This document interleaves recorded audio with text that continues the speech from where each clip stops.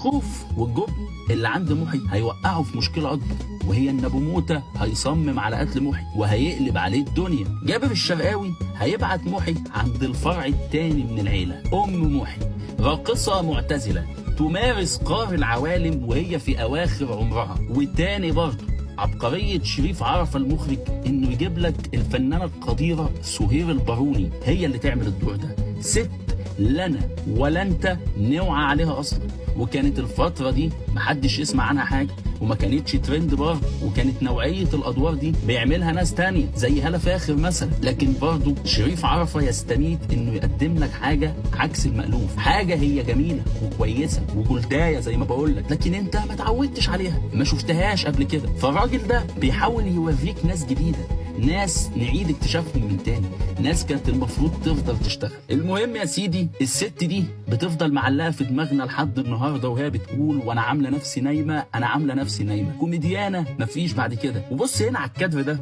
الراجل المخرج اللي هو شريف عرفة عاوز يضحكك من اقل شيء. فام محي هتبقى بتغني والفرقه وراها، ففاروق جوزها اللي هو الفنان سعيد طرابيق قاعد بيهوي ما تعرفش بيهوي على ايه، وسهير الباروني بتغني عينه يما يا خرابي ده عينه مني يا خرابي.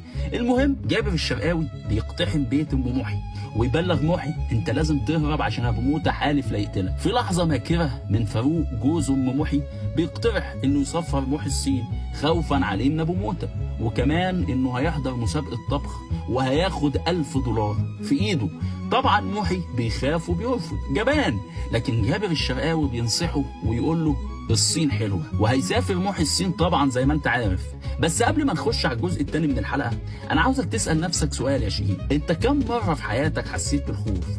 وايه المواقف اللي اتعرضت فيها لضغط اجبرك انك تواجه خوفك وتنتصر عليه؟ ولو تذكر لي موقف من المواقف دي في الكومنتات هكون شاكر ليك جدا. محي رغم جبنه اللي مسيطر عليه طول الوقت بيسافر تحت ضغط عيلته وهربا من شر ابو موته، وفي المطار بيقابل المتشائم ممتاز الدمنهوري قال يعني محي كان ناقص. وعشان صناع الفيلم مصدقين قوي اللي هم بيعملوه، واحنا بنحكي قصه بس في النهايه ده فيلم كوميدي بطوله محمد هنيدي، فلازم طول الوقت نبقى بنضحك حتى لو مش من خلال محمد هنيدي، مع ان هنيدي كده كده كان قايم بالواجب وبالزياده الصراحه، بس برضه احنا متمسكين بالنوع بتاعنا حتى لو من